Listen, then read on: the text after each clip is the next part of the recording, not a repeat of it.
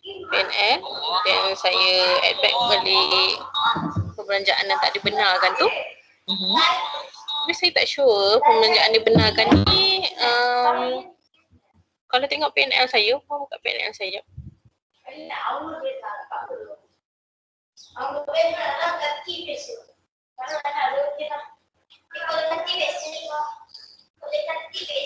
Ini kan? Okey. Ini saya tak pasti. Saya takut saya tak add back yang tak dibenarkan. Lesen dengan permit ni first year ke renew punya? Renew. Okey, renew tak apa. Renew allowable. Okey. So macam motor vehicle maintenance kenderaan siapa? Itu memang van syarikat lah. Baru pertama kali dia orang servis ada claim. Sebelum ni saya tak pasti, saya tak dapat receipt dia. Tapi ni memang van company. Okey. So untuk petrol ni company ni dia ada aset kenderaan tak? Ada van company. Tapi yalah van tu lah kita gunakan. So petrol ni saya buat yang dekat tax tu saya add back balik macam orang cakap apa 1/3 betul. Ni pengangkutan ni puan. Betul tak kiraan saya ni? Ya, kalau sepatutnya nak mudah, paling tak je petrol, tol, parking ni letak kat pengangkutan ni. Saya senang nanti nak refer. Pengangkutan letak petrol, lepas tu buat dalam kurungan 1/3. Supaya kan daripada expenses, ambil dia dan 1/3, saya akan dapat 1,200. Pokok kiraan dia yang dekat PNL tu 3,600, lepas tu saya darabkan dengan 1/3 macam tu? Cuma kat pengangkutan pun tukar je, tukar petrol, tol. Tukar macam sama dengan PNL kita lah?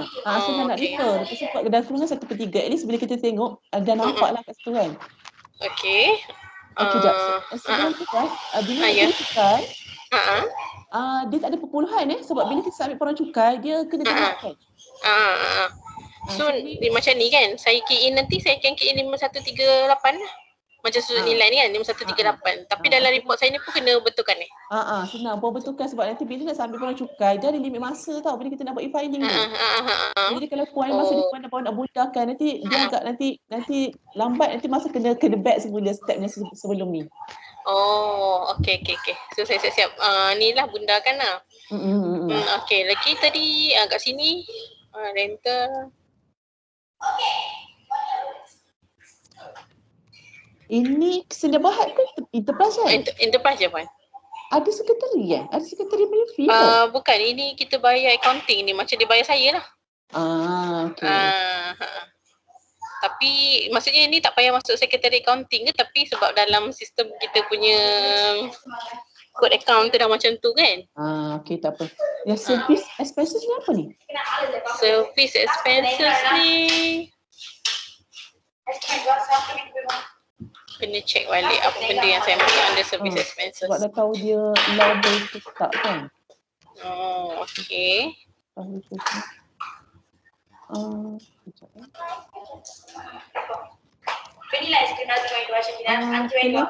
Telefon 791 ni memang yang office punya memang kedai punya. Tak ada dia punya. Travelling expenses item apa? Travelling expenses ni kita upah budak untuk delivery makanan. Jadi saya masuk under travelling expenses. Upah dia ke apa ni? Kita bayar orang luar lah. Macam runner kan. Okey. So better puan buat je bayaran runner ke, upah runner ke? Sebab kalau puan buat travelling expenses ni ada saya suka ni item ni. Ya ke? Kalau dia akan sebab travelling, sebab kadang-kadang travelling ni untuk personal use, jadi saya suka tanya. So better kalau boleh, so kalau boleh elakkan kalau betul travelling tu memang macam biasa travelling kita gunakan macam hotel ke apa. So kalau yang ini saya masuk under petrol toll tu boleh nampak, biar tak nampak sangat. Puan buat runner tak apa sebab runner tu memang kos kita kan. So tak masalah, boleh cuba buat runner tu boleh. So dia apa runner pun tak apa. Runner, Okay. produce ke apa tak boleh je. Sebab runner tu still kita punya cost, so dia tak perlu add pun. Oh, jadi kita buat je account dia tulis runner charges. Macam tu boleh? Boleh, boleh. Okay. Okay, yang seterusnya zakat. Zakat tu tak add kan? Okay, tapi zakat ni masa kita masa saya tolak dekat sini. Okay. Zakat. Oh, zakat kena add balik kat atas ni Sekejap, zakat tu 500, dia ada kat bahagian walaupun subscribe ni, dekat sebab rebate ni. itulah dia zakat dia 500 tu dia bayar zakat perniagaan. Yang tu memang dia ambil duit daripada company lah. Lagi yang lebih tu dia pakai personal dia punya duit je. Oh, maksudnya dia buka. Tu dia bayar zakat harta dia sendiri je, dia kata. Tu dia tak ambil duit company pun dia kata. Yang mana 2028 ni? Kira dia bayar RM1,500 dengan RM28 tu, RM28 tu zakat fitrah dia lah.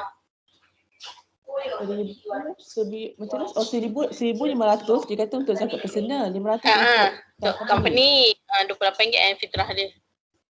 Okay, so biasanya kalau enterprise dia sama je, so zakat ni kita ada depan ni, dekat bahagian chargeable income ni. Dekat not allowed expenses ni, kau tambahkan juga zakat kat sini. Okay, tambahkan 2028 tu. Tak tambahkan 500 tu, dia okay. kalau kau nak masuk, tambahkan 500 kat sini, so nanti 500 tu kau tolak kat bawah ni juga. Okay, tambah dulu kat atas. Lepas tu tambah 500 je lah ya. Yang dia ambil di company je kan? Tambah 500, lepas tu tolak semula dekat zakat ni. Sebab ni 2028 dah termasuk 500 kan? So tak payahlah, maknanya betulkan tambah dekat not allowable expenses tu tambah zakat. Dekat airbag sana lah? Betul, kat sini. Okay. Tambah pada dekat.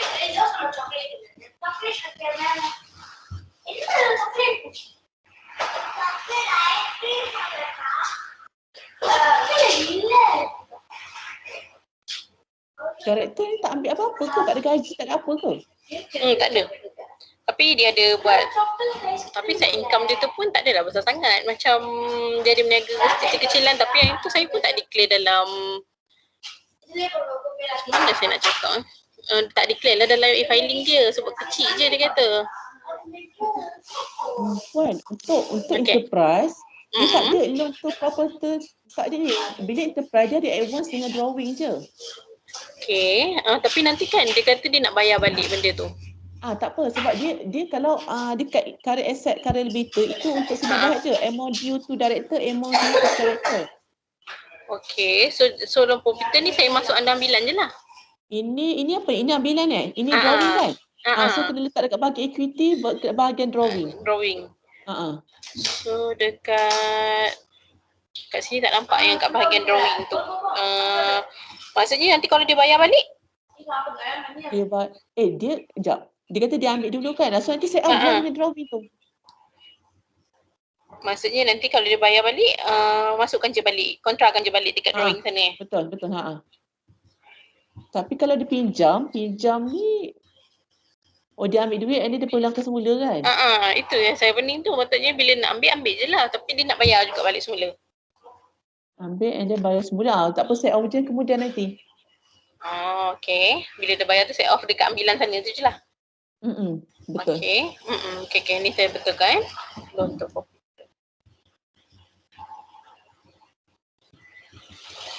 Lepas tu,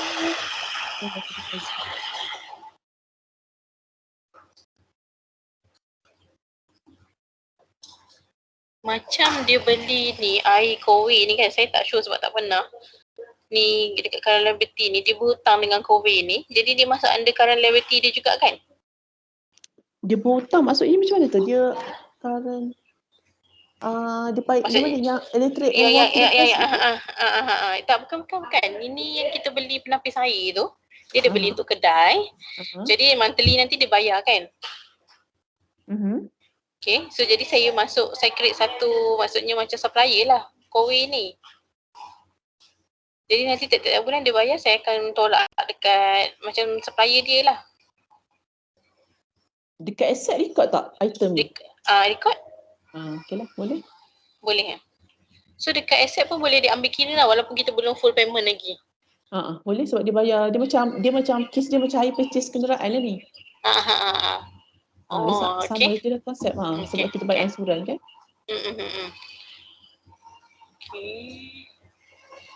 Capital tak ada ke dia ni? Ada tapi tak nampak dekat sini. Dia dekat saya buat dekat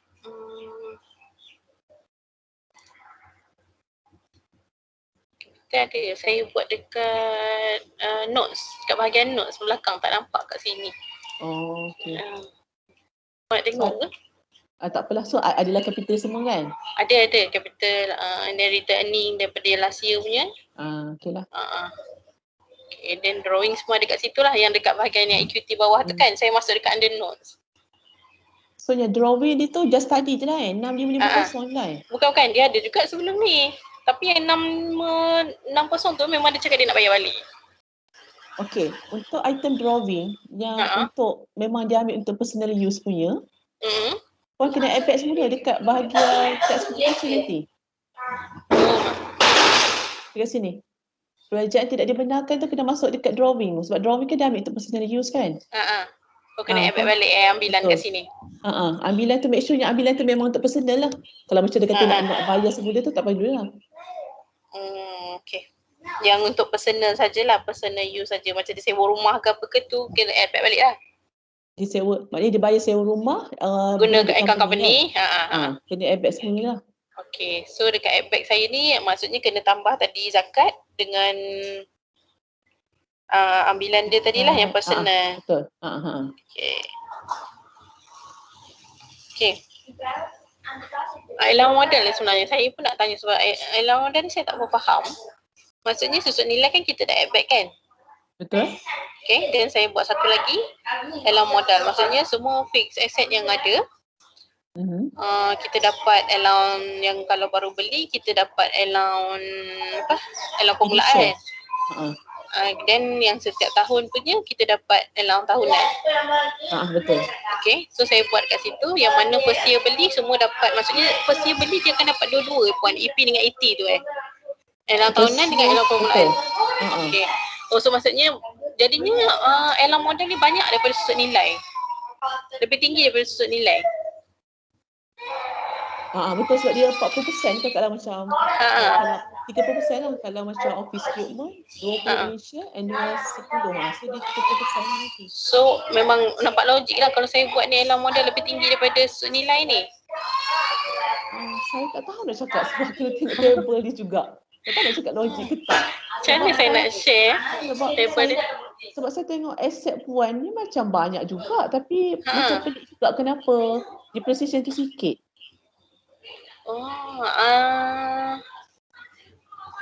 Fixed asset pun nampak banyak. Betul tak 77 kan? 77.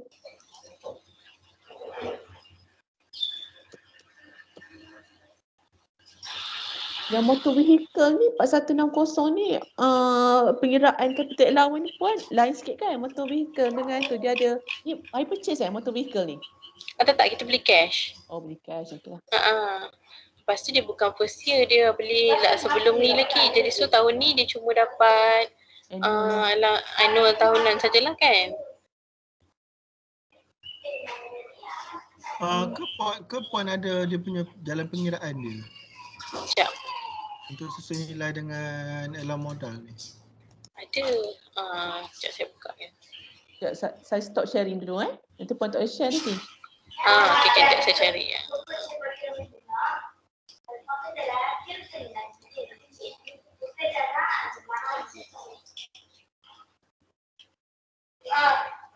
Saya nak stop sharing.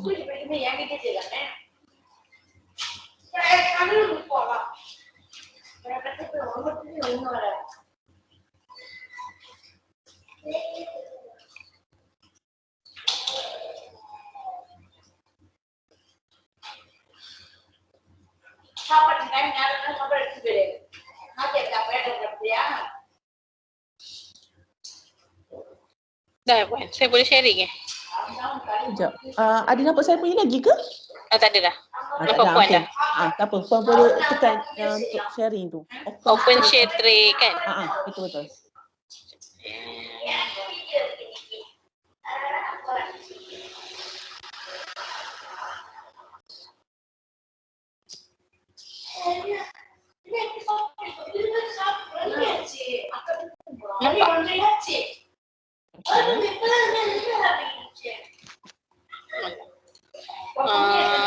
Boleh nampak ke? Ni fanshet saya. Okey.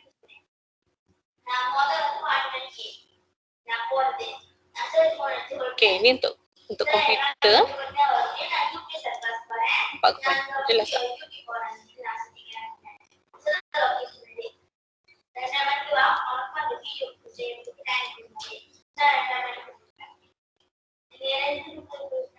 Okey, ni susut nilai untuk komputer. 20% saya buat.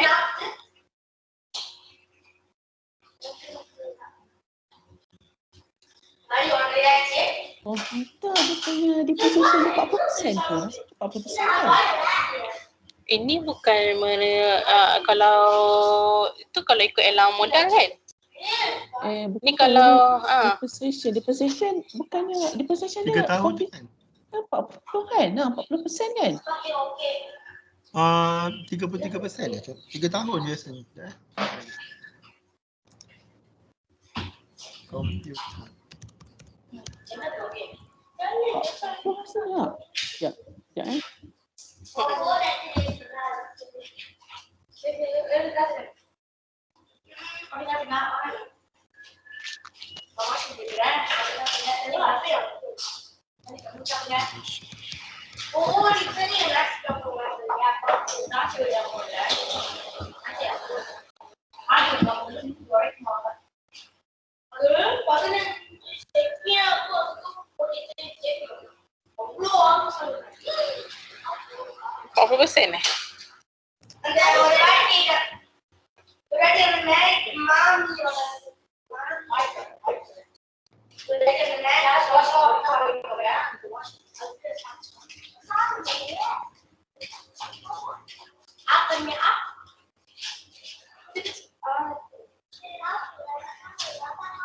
Pas saya Google, saya rasa macam 40%.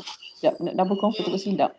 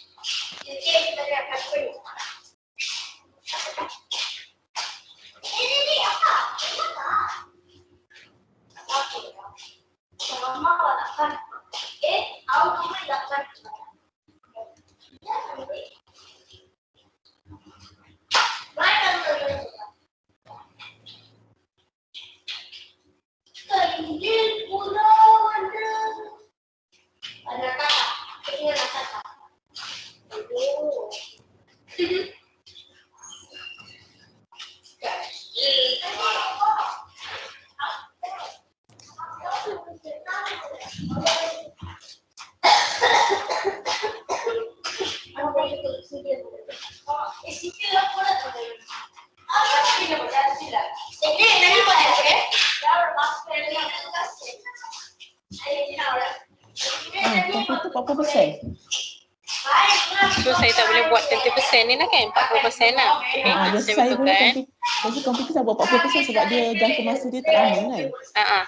Lepas tu kita kena buat tak? Kalau saya kat sini saya buat 20%, lepas tu saya darab pula dengan berapa bulan dia beli ni. Betul? Kan yang tu per dengan 12 tu biasa tu kan. Okay, so tu 40% yang tu lah. Then kalau furniture and footing ni saya buat 10% je Puan. Betul. Furniture fitting 10%. Okay. So itu saya silap. Motor vehicle 20%. Betul. Office equipment 20%. Office equipment 10%. Oh ini yang Dia motor vehicle je 20%. Yang lain tu semua 10%. okay.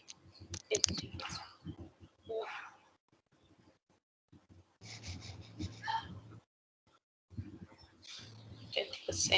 Okay.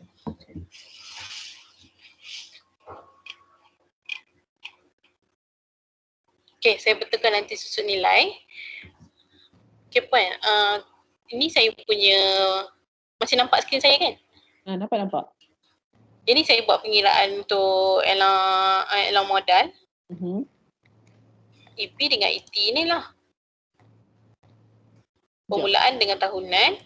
Tak nampak, tak bergerak. Dia dekat furniture and fitting je ni. Ya ke? Dah, nampak tak?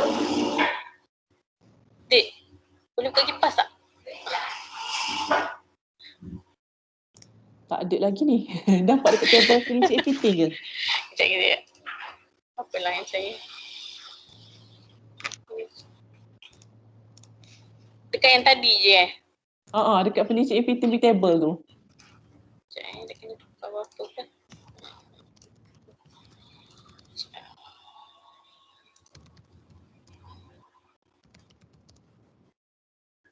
Okay, nampak tak Puan? Kejap, dia kena. Kejap. Tak ada lagi ni, kejap. Takut dia lambat sikit.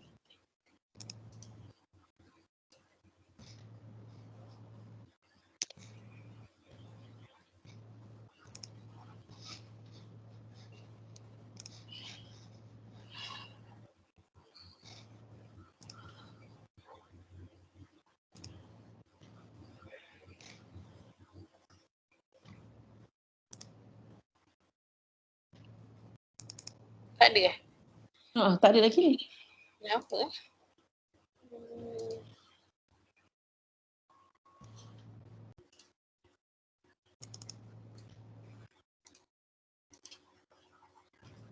Ada. Sekejap dia kena kod. Sekejap. Saya salah tekan. Tak ada lagi ni Puan.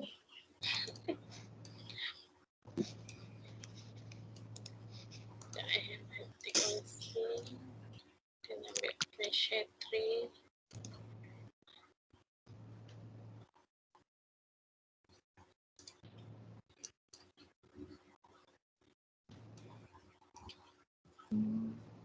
Ada.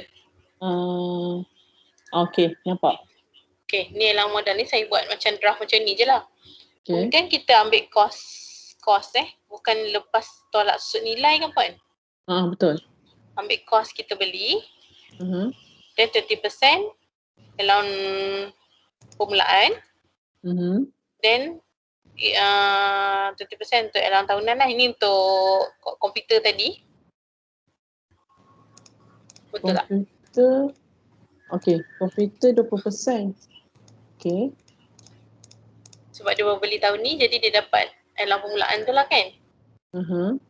Okay, jadi nanti dekat allowance modal saya cuma ambil yang saya highlight kuning ni kan? Saya tambahkan 2 ni je kan?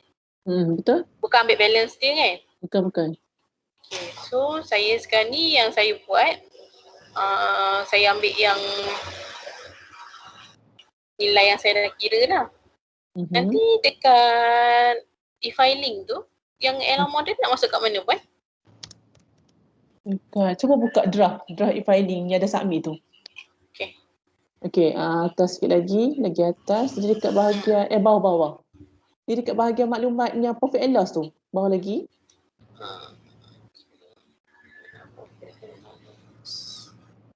Kejap. Ni Sekejap, cuba atas sikit. Ni profit and loss. Atas tu apa? Kejap. Kerugian. Atas sikit ada tak? dia ada ni maklumat. Tak ada dah. Sekejap saya buka form sini sekejap. Sini saya stop dulu Tak apa. Berat dia buka yang form punya. Okay. Sebab saya nak tunjukkan yang mana kan. Sekejap. Saya tengok form sini sekejap. Kat mana page dia tu.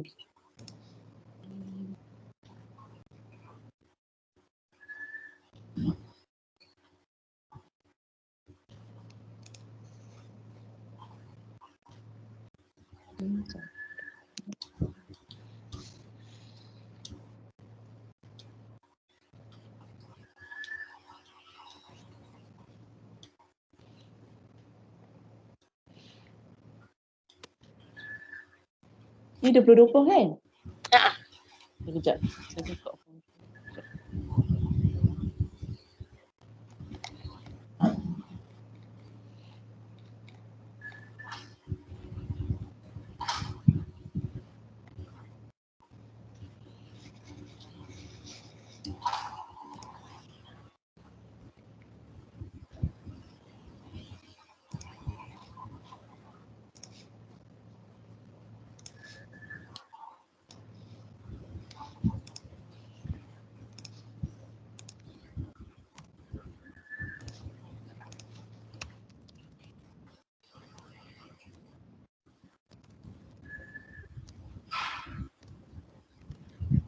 Okey, puan buka buku surat 5. Surat. Dekat bahagian kerugian tahun tu, tu bawah tu nampak tu, allowance modal perniagaan harta hadapan. Ini kalau puan ini kalau puan tak utilize tahun ni tau. Contoh macam puan punya tadi contoh puan punya mana tadi? Sekejap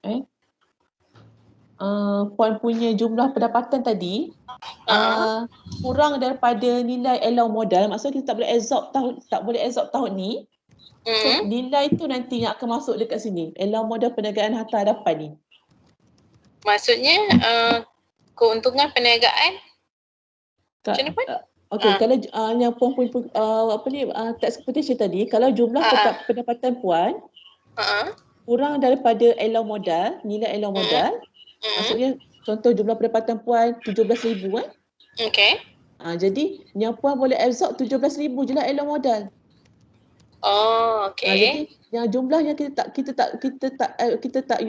tak absorb tahun ni, so jumlah tu lah yang akan masuk dekat kolom tadi tu. Dapur cukai. Kolom ni. Ya betul. Allowance modal perniagaan harta hadapan. So maksud kita tak utilize tahun ni, so kita akan bawa ke depan, bawa ke hadapan lah untuk record punya. Okey, kalau macam kes yang ini tak adalah, kosong je lah. Kosong je lah dekat allowance modal hadapan tu. Oh, sini masuk kosong je lah. Lepas tu yang kita kira tadi? Kira cukai capital allowance Jadi tak perlu dah sebab kita dah ada tax computation, sebab nanti bila SDN ni tak audit, dia akan minta kita punya tax computation nanti. Oh, dekat sini lah, yang inilah yang saya buat ni. Sebab nanti bila puan akan masuk dekat borang cukai nanti, puan akan ambil pendapatan RM94,000 kan? 94 kan akan masuk dekat bahagian muka surat pertama kan? Muka surat pertama tu saya masuk yang ini kan puan? 108 ni kan? Sekejap, 108 tu. Jadi saya akan masuk 108 tu daripada mana? Yang ni lamanya sebenarnya sebelum saya adjust yang 107 ni. Sekarang ni kan untung bersih saya 107,085 ni. Okay. Jadi dekat muka surat pertama ni 107,085 ni. Bukan. Pendapatan berkada perniagaan nanti pun kena masuk tu. Selepas tolak allowance modal. Masuk 94 ni lah? Ya, betul. Oh, okey. So dekat sini masuk 94K tu. 94,995. Okey. Lepas tu yang ini pelepasan ni masukkan, lepas tu masuk detail tu lah dekat profit and loss punya maklumat tu. Ini tak payah, ini semua dia auto compute nanti. Cuma masukkan nilai zakat lah. Zakat masuk dah kat situ atas tadi. Ini saya ni 2028 ni okey. Lepas tu nanti dekat yang ini saya ikut pada profit and loss. Profit loss yang saya buat Maksudnya nanti dekat nilai pembelanjaan tidak dibenarkan ni akan termasuk sekali tadi ambilan. Pembelanjaan yang tidak dibenarkan tu tolak daripada add-back dia macam ni. Pembelanjaan yang tidak benarkan dekat kolom profit and loss tu adalah item yang dalam profit and loss yang puan add-back sebelum tadi. Yang ni lah tadi yang campur balik ni kan, yang kat atas ni susut nilai, denda, pengangkutan ni Tapi drawing tak ada masuk kan sebab drawing bukan dalam expenses, drawing kan dalam equity. Okay. So dekat kolom tu masuk item yang kita dah masuk dalam expenses tapi kita add back dekat pembelanjaan tidak dibenarkan, so masuk dekat bahagian kolom pembelanjaan yang tidak dibenarkan. Total dia. Tapi ambilan just kita letak dekat sini je lah, campur dekat sini je. Cuma kat dalam e-filing kita tak perlu letak dekat pembelanjaan dibenarkan ni. Sebab tujuan macam tu sebab dia nak tahu daripada item profit and loss tu yang mana kita add back semula. That's why kena letak pembelanjaan tidak dibenarkan tu. Okay. Okay. So yang tadi saya kira teks elong modal tu tak payah letak kat mana-mana pun. Saya just ambil yang 94295 je masuk dekat muka surat pertama tu kan. Okay. Tak adalah sini yang tu je lah. Balance sheet sama je lah. Daripada kunci kira-kira, transfer masuk dalam ni. Okay. So tak ada, aku dah okey dah sini tu. Yang lain tu kalau saya ada kerugian, kalau tak ada kerugian, tak ada apa, tak ada masalah, yang tu je lah. Okay. So boleh submit macam biasalah, boleh tekan submit semua tu, masuk semua nombor PIN semua lah. Saya tekan submit, lepas tu kalau owner tu nak bayar sebelum 30 bulan 6. Macam tu tak, 15 bulan 7. Sebelum 15 bulan 7 lah, kita submit sebelum 30 bulan 6. Tak, submit e-filing sampai 15 bulan 7. Bukan 30 bulan 6 tu Manual. Tu form manual. Kan hantar manual form baru 30 bulan 6. Okay. Kita pakai e-filing sebelum 15 bulan 7. Betul. So saya submit je, nanti dia sendiri buat payment, pergi bank ke apa kan puan? Tak guna online je puan. Dia guna online banking pun boleh kan? Boleh. Nanti bila puan submit nanti dia akan keluar satu slip penghantaran borang cukai. So dekat amount nanti dekat slip tu dia akan tulis amount kena bayar cukai. So tepi tu dia akan tulis dia akan keluar satu box bayar hasil, BYR hasil. So klik je kat situ nanti. Jadi dia sendiri kena login nantilah untuk buat bayaran. Ya, buat e-filing siapa puan saya cuma submit je, payment ada dia lah. Ke dia kena bagi kita duit selalunya? Biasa saya bayarkan sebab klien kadang nak suruh dia masuk dia diorang tak nak, susah nanti. Okay. So boleh jugalah, maksudnya dia bayar kat kita, nanti kita bayar. Dia bayar kita amount yang sama lah. So kita tak payah keluar apa-apa invoice bagi dia semula. Just kita tunjuk yang kita dah submit tu lah. And then dia bank in kan, kalau macam nak suruh dia bayar boleh, tapi suruh dia buka lah e-filing tu. Klik bayar hasil. Klik. Macam tu lah kita buat. Saya ada buat dari tu.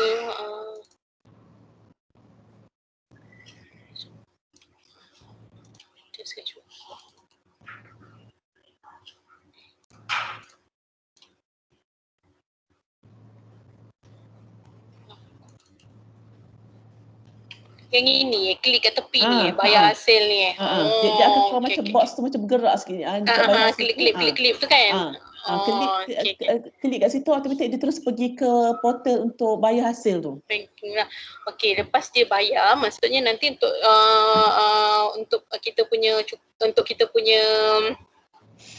account tahun 2021 akan ada masuk income tax payable untuk tahun 2020 punya lah kan. Jadi maksudnya kalau dia ambil duit perniagaan bayar, jadi kita masuk under account income tax payable. Betul kan puan? Account expenses ke maksudnya? Betul. Okay.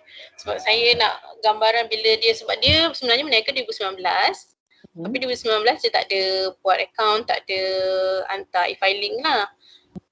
Dan tahun ni, tahun 2020 dia baru ada kesedaran lah, dia jumpa saya, lepas tu saya tolong buat sampai sini lah. Jadi tahun kira tahun pertama lah untuk dia. So 2019 tu puan submit 2019 pun je lah. Kalau 2019 tak buat account. Saya ada buatkan itu sikit untuk dia, pakai orang kata estimation je lah. So sekarang masih boleh submit ke puan? Boleh, daripada 2015 boleh submit duit filing. Kalau nak submit 2013 boleh, dia 15 ke atas ada e-filing. Kalau ke bawah tu kena pergi LSDM minta borang dia. Kalau dia kata dia tak nak, dia takut dia kena bayar?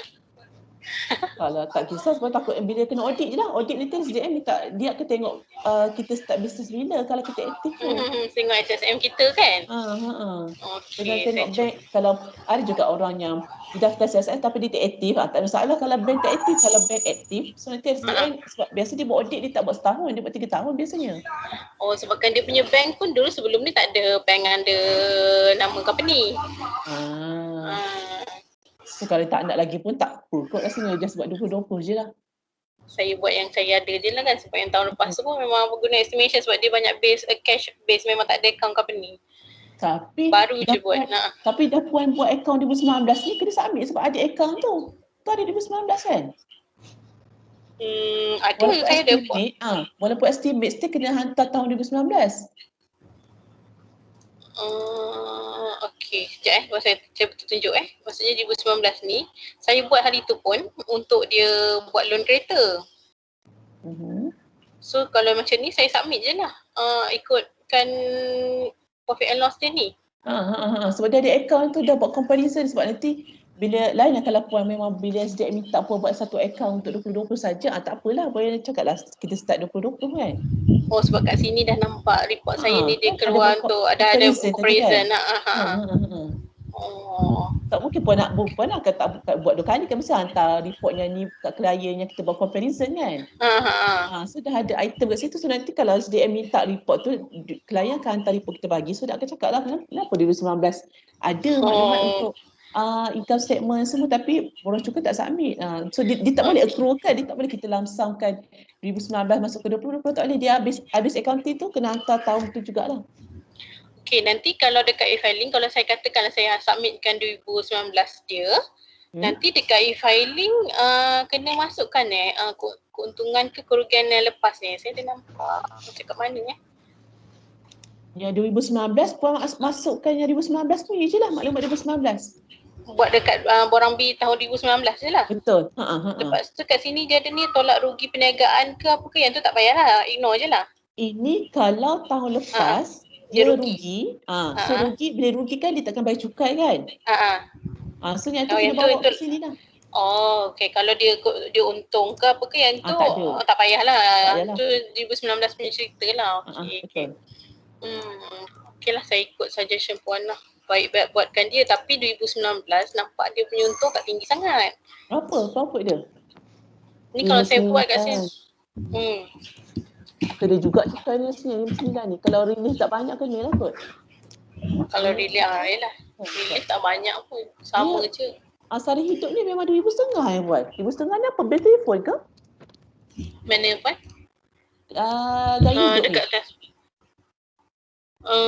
Ni beli handphone tu puan. Ada resit Ada. Okey lah. Insurans ni pun saya gunakan statement daripada pihak insurans. Medical ke life tu? Itu dia life. Medical tak ada dia? Tak ada. Dia kata saya tengok dalam statement pun tu life punya. So insurans ni sebenarnya dia lebih daripada 3,000 sebab dia bayar isteri dengan anak-anak sekali kan. Kita boleh campur kan puan? Boleh, tapi maksimum 3,000 je lah. So saya ambil yang 3,000 tu je lah kan? Betul lah kan? Okey. 2019 kena cukai. Kalau saya tolak ke pendapatan 59 tadi, tolak dengan relief 2020 ni, 37,000 kena cukai ni 37. Ni puan tolakkan dengan 21,500 ni. Kena cukai 37, pada 37. Kalau di dalam 20 lebih mungkin tak kena cukai. Okey, 37 kena tengok ni balik lah table lah. Kena cukai, lepas tu akan ada penalti nanti. Penalti lambat hantar dan penalti lambat bayar. Kalau penalti tu kira macam mana puan? Nanti saya nak terangkan kat dia. Penalti tu sistem yang kira. Saya pun kalau saya nak cakap kalau saya pegawai SDM pun dia orang pun tak tahu apa sistem yang kira. Terus waktu Atau kalau nak selamat yang dekat saya punya report ni saya padam 2019. Adjust je. Adjust 2019 tu bagi tak kena cukai. Biasa boleh. Okey. Sebab adjust sampai dapat bawah 30k lah. So kalau saya submit walaupun dia tak kena tax, tak ada penalti. Dia kena juga penalti. Tak ada kan? Dia penalti atas jumlah yang kena bayar cukai. Oh, okey. Kalau tak ada kena pembayaran, so Tak saya kena adjust penalti. sampai boleh lah. Okey. Okay, good. Apa lagi saya nak tanya pasal tadi dalam modal. Okay Puan, setakat ni saya rasa tu je lah saya nak tanya. Kalau saya nak tanya lagi nanti macam mana Tanya tu macam tu lah, saya charge per hour lah. Nanti saya kumpul-kumpul soalan. Buat macam ni jugalah, boleh lah. Boleh. Cumanya Puan, cuma saya just nak maklum, lepas ni mungkin rate saya dah naik sebab kami pun dah dapat sebagai chartered punya untuk practicing punya certificate.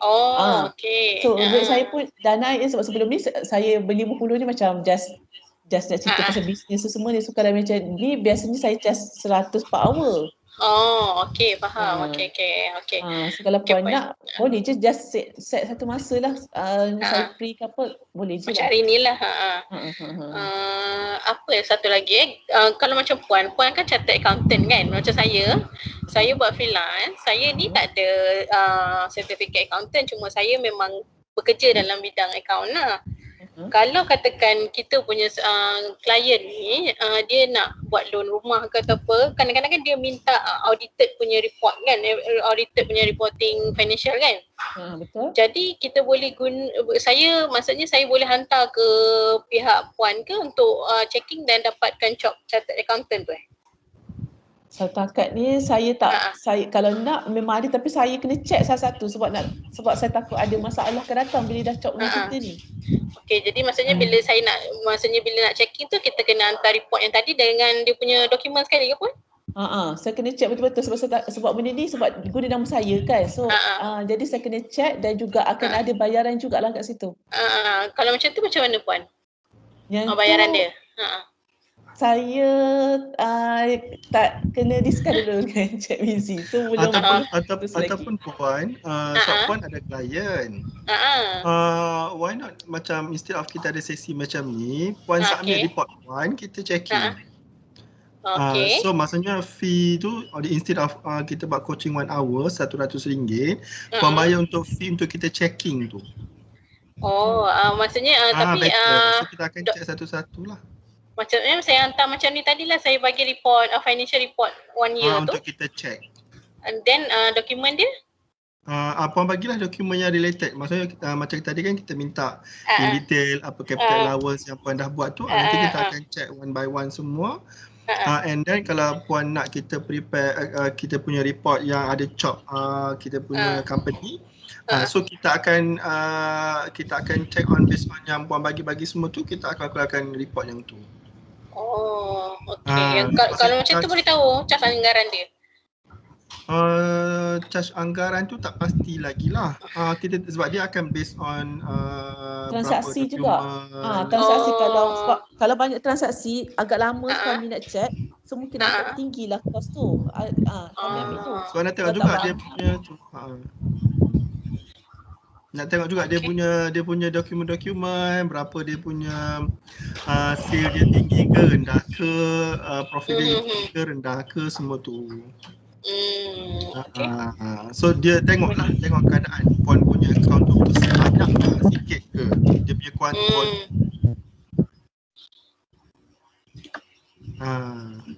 Maksudnya so call macam kita buat partner lah, Puan cari klien dan Puan buat kita checking. Macam tu lah maksudnya. Saya nak cari yang macam tu. Maksudnya kita buat kerja pun kira macam apa orang kata selamat, maksudnya memang ikut betul-betul panduan yang betul kan. Mungkin yang tu kita yang tu mungkin kita boleh proceed, kita boleh discuss further yang tu lah. Ramai ke klien sekarang Puan? Sekarang ni setakat ni ada dalam 3 company macam tu. Tapi semua enterprise lah, saya tak berani buat Sdn Bhd lagi. Kalau Sdn Bhd sebenarnya dia boleh hire saya ke?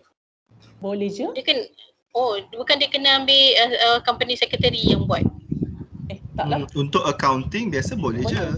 Boleh je accounting sebab kita akan hantar auditor juga nanti. So auditor tu dia tak semestinya dia akan terima report daripada accountant, tak ada.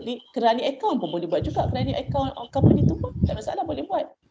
Oh, cuma dia register dan kita continue lah. Sebab ada klien saya satu ni, dia macam ada dia nak naikkan ke Sdn Bhd. Lepas tu dia tanya saya kata tak pernah buat lagi kan. Jadi saya ingat memang tak boleh buat lah. Maksudnya kena hire betul-betul chartered accountant ke. Oh, maksudnya boleh. Okay.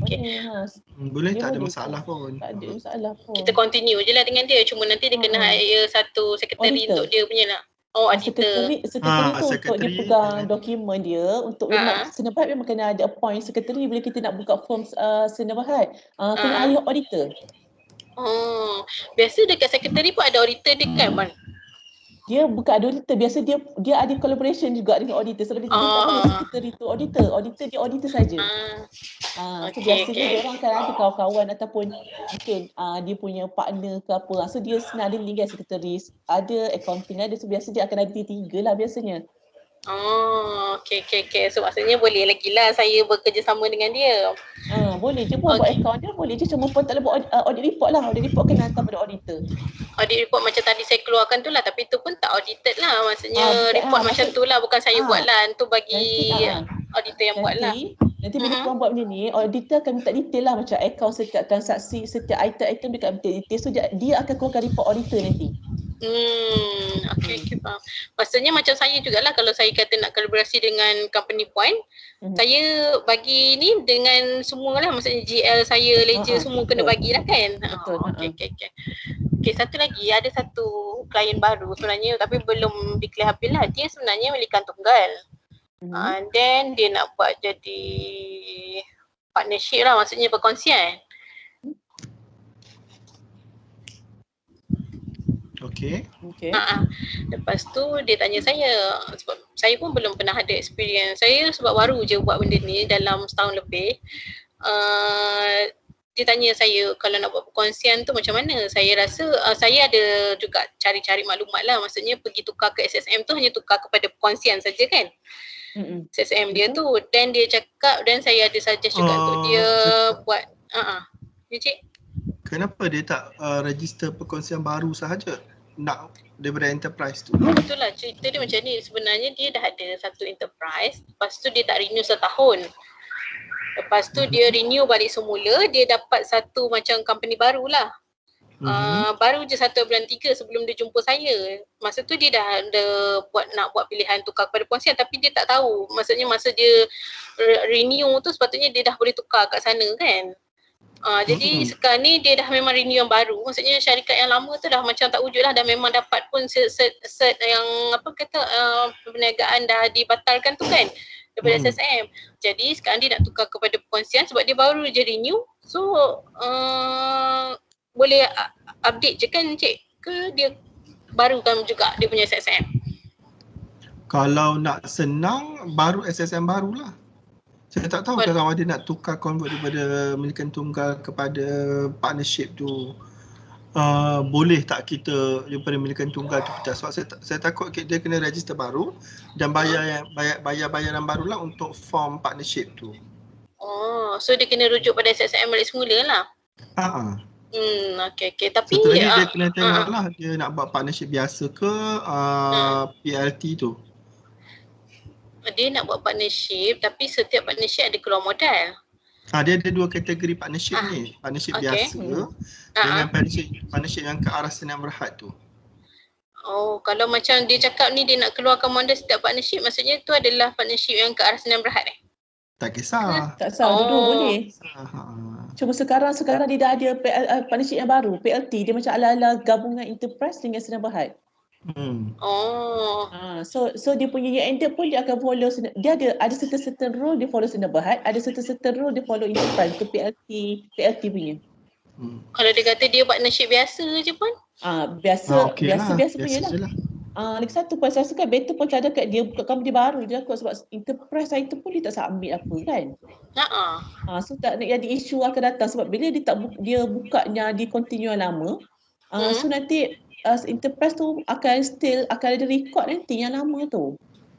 So tutup dia lama tu. Tutup, jadi bila akan datang SDM audit, dia dah tutup dah, tak ada masalah lah. Jadi dia fokus pada yang partnership yang baru je lah.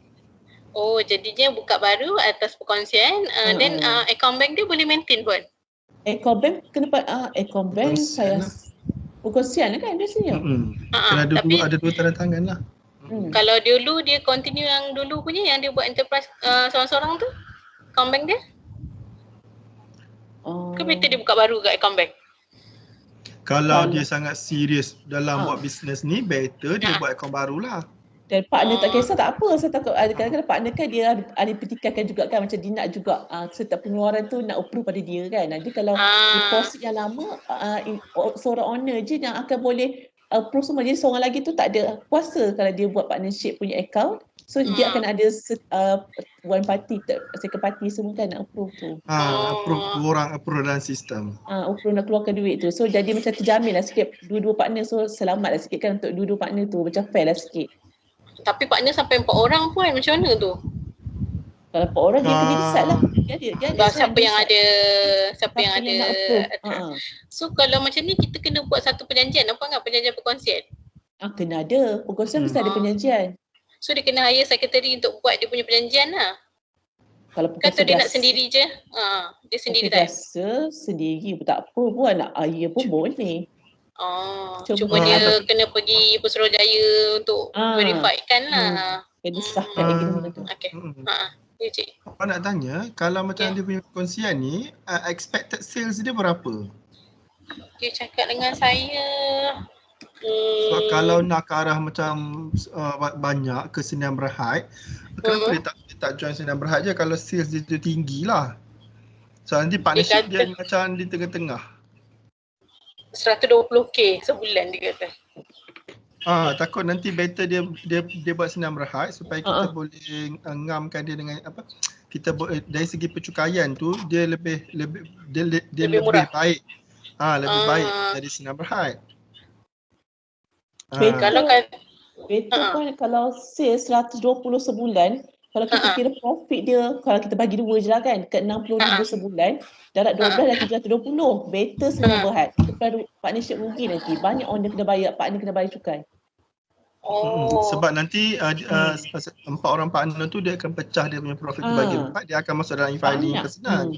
Personal. Jadi sebab dia macam ni, dia bila pendapatan bercukai tu kalau setahun lebih daripada 120k, better enterprise. Better Sdn Bhd sebab rate dia 20%. Kalau jadi, enterprise dia dah 24%, so tinggi rate kat situ. Jadi kita advise dia dari segi cukai pula lah. Better dia kalau Sdn Bhd, dia tetap partner 4 orang tapi dia under nama Sdn Bhd lah. Betul. Jadi sekarang dia tutup yang lama yang saya kata dia baru renew ni, so buka SSM under Sdn Bhd. Kalau macam sales dia around 1 juta setahun lah. Kita assume 1 juta lah, 1 juta setahun, around that, better buat Sdn Bhd. Okay, kalau untuk Sdn Bhd dia kena hire secretary macam tadi Puan cakap kan. Jadi dia kena cari mana-mana company yang ada secretary lah. Betul. So, kalau Puan nak kami bantu pun kita okey je. Lepas tu account dia boleh bagi saya buat lah. Betul. Auditor kena appoint auditor lah, audit firm. Okay, appoint secretary, appoint audit firm. Auditor, betul. Auditor. Okay. Betul. So satu lagi test agent pun, test agent. Tax agent. Biasa Sdn Bhd dia nak suruh test agent, tapi macam saya ada je kadang Sdn Bhd saya buat. So depend pada company lah, sebab kadang-kadang biasa Sdn Bhd kan dia nak macam test agent yang submit. So kalau macam tak nak, kalau Puan boleh submit Sdn Bhd, Puan submit je, boleh je. Kalau submit kena submit 4-4 tu lah kan, seorang-seorang lah macam tu kan. 5 pun kena submit. Yelah company yang 4 orang tu 4 orang kan. Jadi saya pun saja dia macam tu dan buka satu akaun bank baru lah. Yang lama tu tinggalkan je lah, maksudnya tutup lah, kisah lama tutup lah macam tu. Cuma nanti Puan inform dia accounting fee, tax fee, audit fee, secretary fee, ada 4 serangkai tu dia memang kena bayar. Tetapi dia akan set off dengan cukai yang dia akan kurang bayar kalau dia menggunakan Sdn Bhd. So dia ada pro and con lah dekat situ. Okay, sebab dia ada banyak fee dia nak bayar sekarang lah. Audit fee, accounting fee, tax fee. Satu lagi apa tadi cik? Dia ada 4, accounting fee yang Puan punya, audit fee, tax fee, secretary fee. Okay. So yang tu pun kalau sales dia 1 juta pun dia boleh jadi 7-8 ribu lah setahun. Untuk bayar empat-empat ni lah, tapi dia akan dapat banyak kelebihan dekat cukai. Pengurangan dekat cukai. Sebab kalau dia enterprise, dia kena cukai 24% daripada dia punya daripada dia punya pendapatan. Kalau sendirian berhad, kalau individu tadi dia based on defining individu lah. pendapatan individu. Cuma pendapatan individu kalau dia lebih daripada 100,000 dia dah start dengan 24%. Kalau enterprise, kalau senang berhad dia 2 rate je. Dia ikut dia punya paid up capital. Kalau more than 500k kot rasanya 24 ke 6 saya lupa 20%. Kalau bawah 17%. So sedangkan ada 2 rate je lah. Enterprise yang banyak rate tu. Enterprise yang kena tengok table tu jadi kalau 100,000 tu kalau enterprise dia dah 24%. Kalau sedang baik stay 17% lagi kalau 100,000 tu. So dia jimat kat situ lah. Jimat dekat cukai kat situ. Sebab okey puan. Okey. Kalau dia yakin lah dia punya sale tu tinggi. Kalau dia boleh maintain setiap bulan, dia boleh dapat banyak macam dia cakap dengan saya tu 100,000 ke atas contohnya lah. So maksudnya setahun tu lebih daripada 1 juta lah sales dia. Lebih kurang around that lah. Kalau dia kata dia tak sure, mungkin ada up down, so maintain enterprise lah. Kalau macam 0.8 juta ke 800,000, 700,000 tu kita saja stay senang berhad lah. Okey. Ataupun dia boleh cuba dulu sementara dia nak tengok 3 bulan tu, so dia cuba run enterprise dulu. Lepas tu tengok 2-3 bulan, kalau okey baru dia tukar pada senang berhad. Okay, nanti walaupun dia baru maksudnya 2-3 bulan ni dia maintain dulu, lepas tu lagi 2-3 bulan baru dia tukar kepada senang berhad. Nanti bila hujung tahun tahun depan kita submit dia punya e-filing, kita akan guna rate senang berhad jugalah. Walaupun tengah-tengah dia jalan enterprise. Ada 2 lepas nanti kena submit untuk tahun setahun. Dalam setiap tahun ni contohnya 1 dari 3 hari tu dia buat enterprise. Dia bulan 4 dia tukar senang berhad. So jadi tahun 2021 nanti puan kena submit enterprise ambil 1 hingga 3. So nanti lepas tu 4 hingga 12 tu biasa kalau senang berhad kita first year dia akan ada sampai 18 bulan boleh get ended. So contoh kalau kita nak buat sampai 30 Jun ke, so jadi untuk enterprise dia 1 hingga 3 bulan 3 je lah dia punya pendapatan tu. Dan termasuk gaji dia daripada senang berhad bulan 4 sampai bulan 12. Okey. Ini kalau enterprise pun dia ambil gaji pun tak ada masalah kan puan? Boleh tapi add back lah. Nanti kena add back lah. Okey. So dia based on confident level dia, kalau mereka nak memang confirm nak buat senang berhad, kita boleh start terus je. Okay. Kalau dia confirm rasa yakin nak teruskan, better teruskan lah daripada setengah jalan macam tu betul. Okay. So apa-apa nanti puan boleh call puan ni lah untuk kita discuss further untuk kita punya collaboration untuk ni lah, untuk checking dan isu report yang report guna kita punya lesen lah. Okey, boleh. Okey. Kita soalan. Okey puan, terima kasih banyak. Apa-apa nanti boleh WhatsApp saya semula lah ya. Okey, terima kasih banyak juga kepada Encik dengan Puan Azin. Banyak bantu saya. Assalamualaikum. Waalaikumsalam.